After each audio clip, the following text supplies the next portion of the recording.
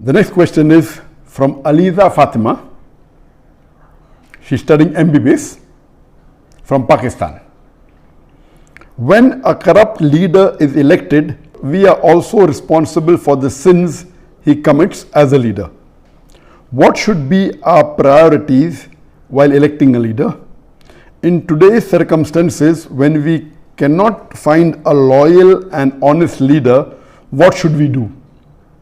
Should we give our vote or waste our right to elect? A similar question is posed by Majid Khan from Hyderabad, India. What are the qualities we should look for in today's age for selecting a leader for the Muslims? According to me, Dr. Zakir Naik would be my best choice to lead the Muslim Ummah today. Basically, the question posed here is that in today's world, most of the Muslim leaders are dishonest, they are corrupt. So who should we choose? Or should we let our vote go in waste? And the second question is that what are the qualities that a Muslim leader should have? And the brother suggested that I should be the leader, which will come to it later on, which I'll answer inshallah. As far as what should the qualities of a Muslim leader be, is the best exemplary Muslim leader in the world is our beloved Prophet Muhammad. That's the reason Michael H. Hart, he places him number one in the list of 100 most influential human beings in the history of humankind. Imagine he being a non-Muslim places Muhammad as number one, and he says that Prophet Muhammad, peace be upon him, was not only successful as a religious leader, he was even successful as a social and a political leader. Because of that, he placed him number one. That he was not only a successful religious leader, he was also a successful social and a political leader. So the best example of a political leader in the world today we have is Prophet Muhammad, peace be upon him. After that, we have the example of the Khulafa Rashidin, Hazrat Abu Bakr, Hazrat Umar, Hazrat Usman, Hazrat Ali. They are best examples for us after the Prophet. And that's the reason Michael H. Hart, he places Umar al-Khattab radiallahu anhu, may Allah be pleased with him, as number 51, because he was a very successful leader.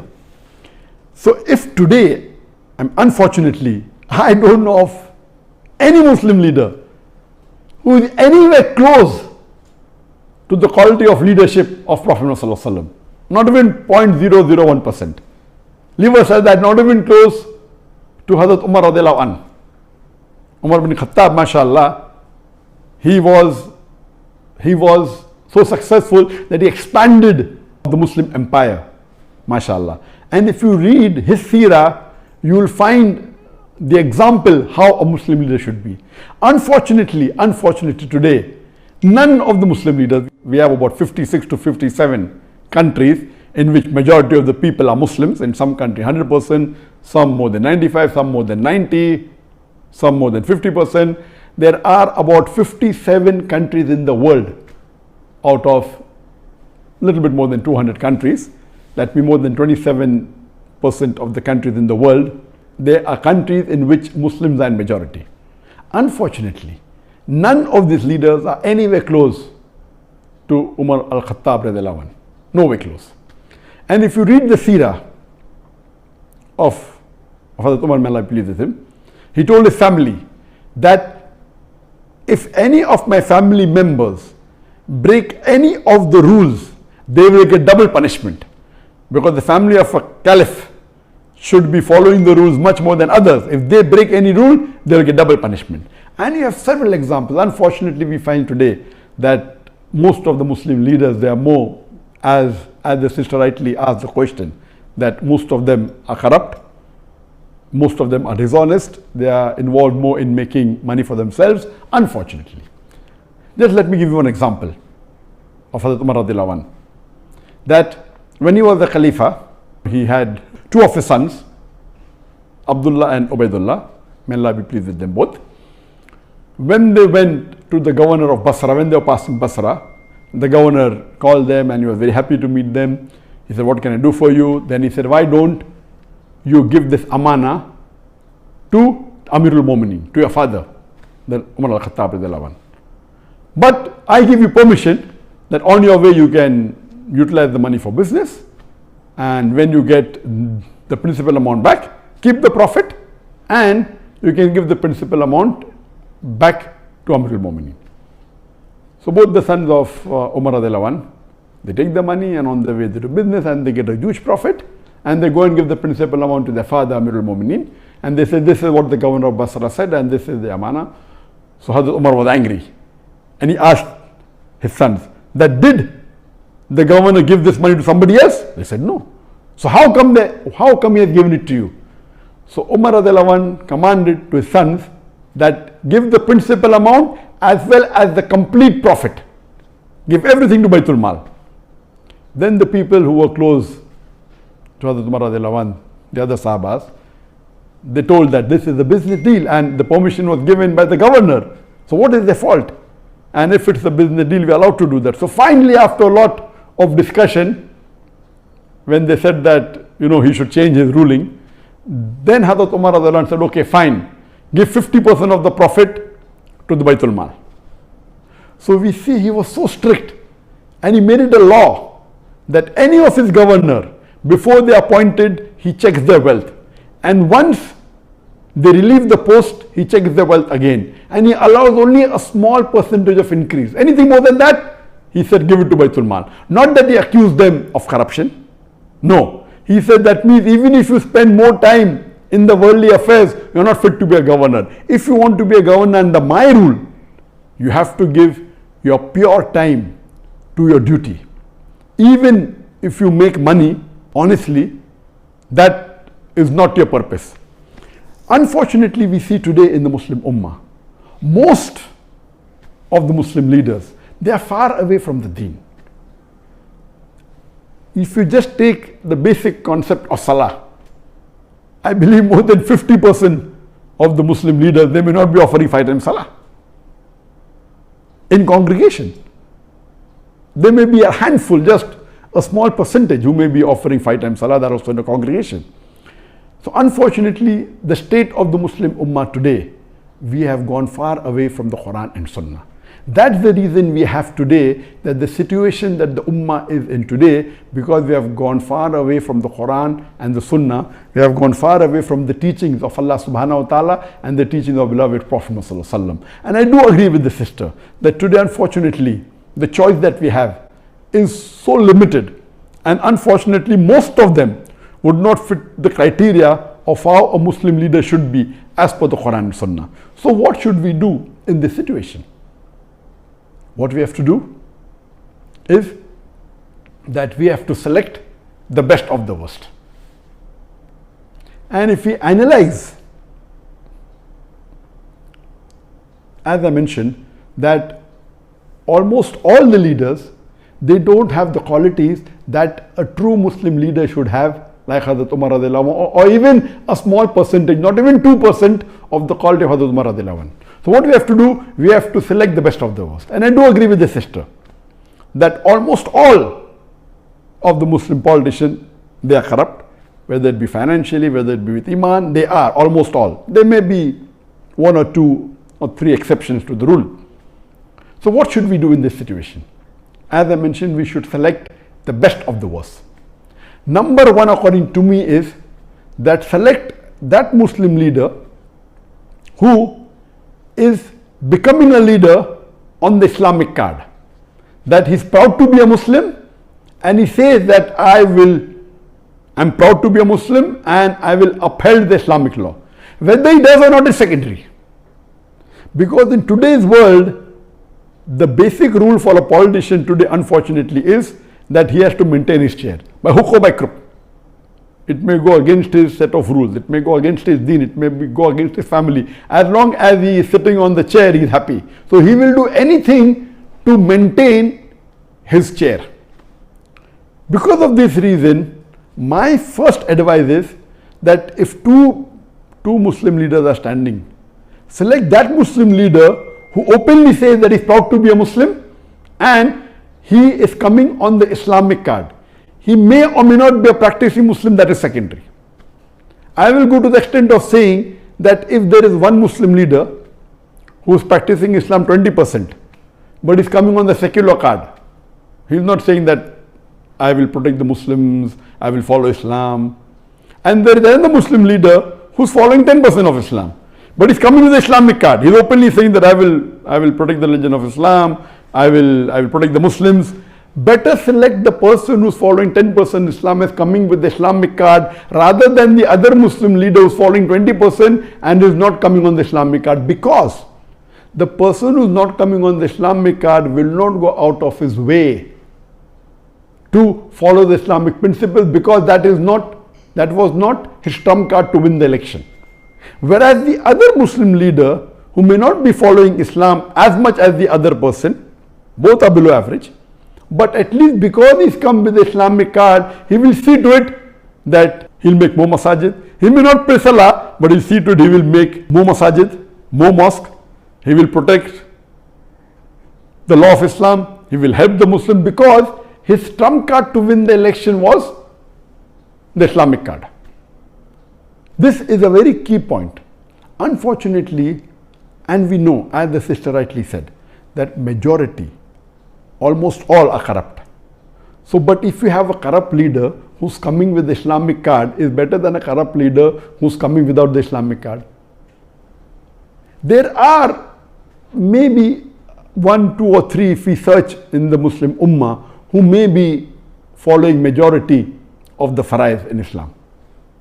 But they may not be having the acumen to be a good leader. We have on the other example some Muslim leader who I have praised in my speech. They may be bold, they may stand for justice, they may not be following Islam to the T. They may not be offering 5 times salah, may be offering maybe a few times in a week. But they may openly protect the Islam because that is the principle, but they are not doing it for the Islam because they are doing because that is what they feel is right. They are more for the cause of humanity, but Islam is far above humanity. So because of that, they may bring a voice in the international media, but their practice may not be Islamic. So such leaders may benefit in one particular aspect of Islam to the Muslim Ummah, but on the other hand, they may be a danger. So that is the reason I personally prefer that you select those Muslim leaders who, number one, are proud to be Muslims. Unfortunately, when you look at the Muslim leaders, most of them, they're not following the Sunnah. I'm giving a small example of keeping a beard. It's not a big thing. To keep a beard doesn't take any effort.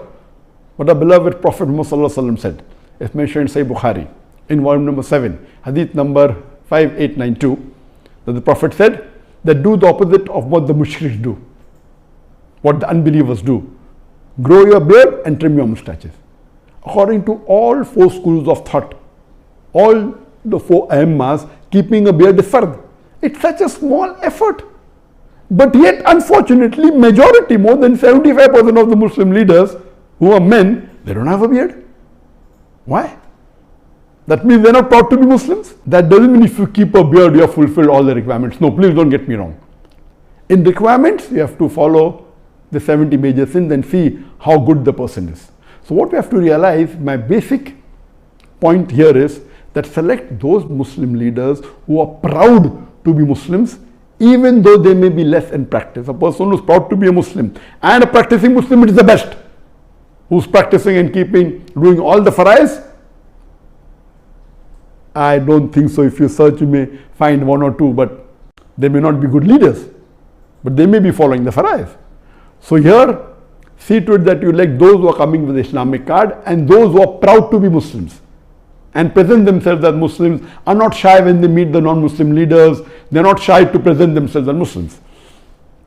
Now coming to the second part of the question, that these criterias, the best is read the seerah of the Prophet and seerah of Hazrat Umar radiallahu anhu, Hazrat Abu Bakr, Hazrat Usman, Hazrat Ali, and you see the examples in their life, how honest. And none of these leaders, they wanted to become leaders.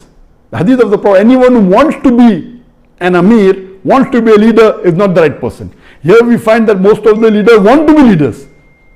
In the Islamic teachings, a person who himself wants to be a leader should not be made the leader. The other people who make him, and all the Khalifas, they were made by others.